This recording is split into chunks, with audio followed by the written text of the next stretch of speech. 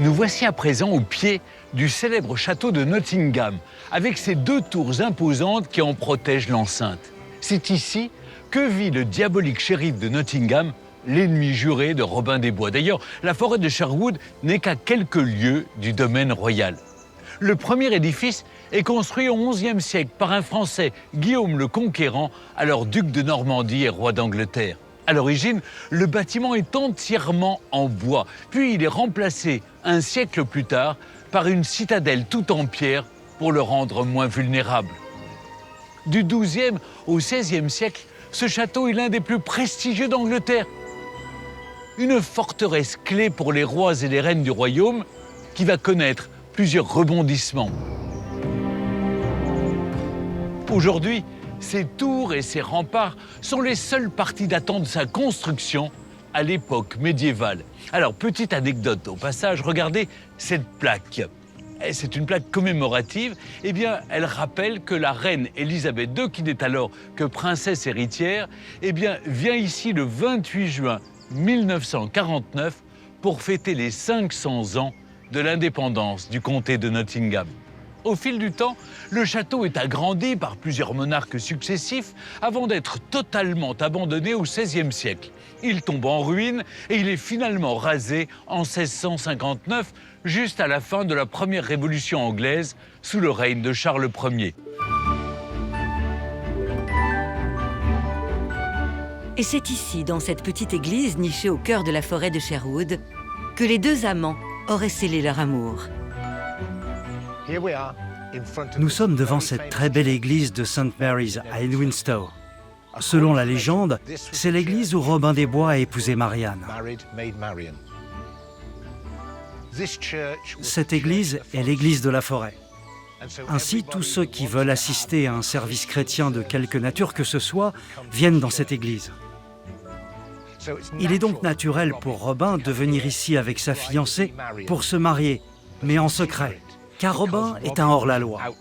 Et si quelqu'un aide Robin et qu'il est découvert, il est également sous le coup de la loi.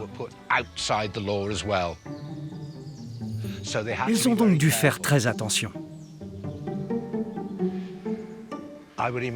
J'imagine que des gens, des kilomètres à la ronde, sont venus assister à la cérémonie pour célébrer, encourager, applaudir et passer un moment fantastique, parce que Robin des Bois est leur héros.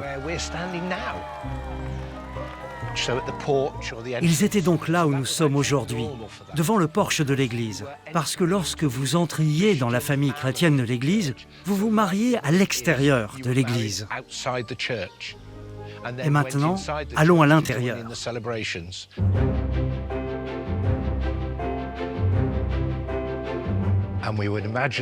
On imagine qu'après la cérémonie dehors, tout le monde est venu ici pour assister à la bénédiction des nouveaux mariés. L'ambiance a dû être incroyable. Ils ont dû crier, applaudir, se féliciter les uns les autres, jusqu'au moment où le prêtre leur a demandé de se calmer pour donner sa bénédiction au nouveau couple.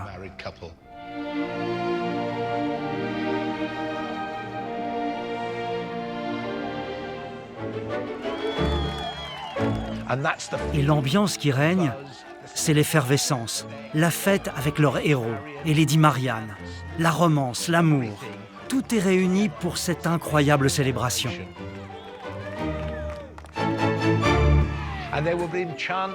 Ils chantent, dansent et jouent de la musique.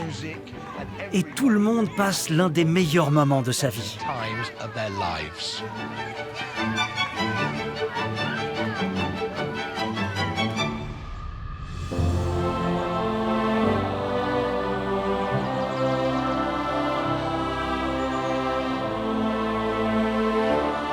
Nous sommes dans l'enceinte même du château de Nottingham. Là, juste derrière moi, c'est la partie contemporaine du château, le manoir construit au XIXe siècle et qui a remplacé l'immense forteresse médiévale.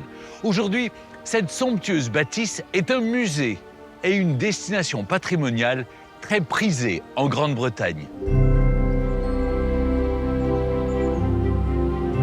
Nous voici à présent devant le château de Nottingham tel qu'il a été rebâti dans la deuxième partie du 19e siècle. Et derrière moi, cette colonnade en demi-arc de cercle qui nous permet de découvrir un panorama extraordinaire sur toute la ville et la campagne anglaise. Mais ce point de vue remarquable n'est pas le seul atout de cette ancienne forteresse. Érigée sur une falaise de grès, cette bâtisse et son sous-sol sont un labyrinthe de tunnels, de cavernes, de prisons, de passages secrets creusés au fil des siècles avec parfois des histoires très intrigantes. Je vous propose de nous rendre maintenant dans les profondeurs du château de Nottingham. Nous sommes à l'entrée de l'un des tunnels les plus célèbres, c'est celui de Mortimer. Il comprend près de 130 marches qui descendent jusqu'au pied de la falaise.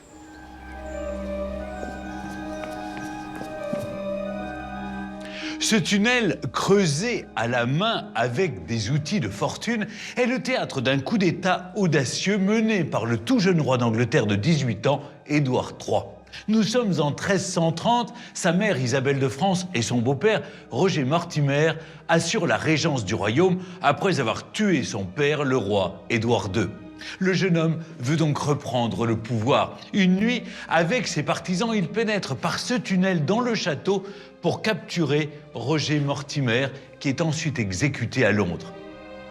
La légende raconte que le fantôme de sa mère, la régente Isabelle, surnommée la Louve de France, hante encore aujourd'hui le château.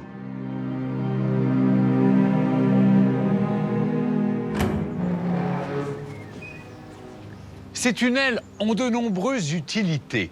À l'époque du roi Jean sans Terre et de Robin des Bois, certains servent à rejoindre rapidement la rivière Line, située juste en contrebas du château, soit pour échapper à des assaillants, soit pour faire rentrer discrètement des soldats. Ces tunnels peuvent aussi servir de geôle pour les prisonniers de guerre.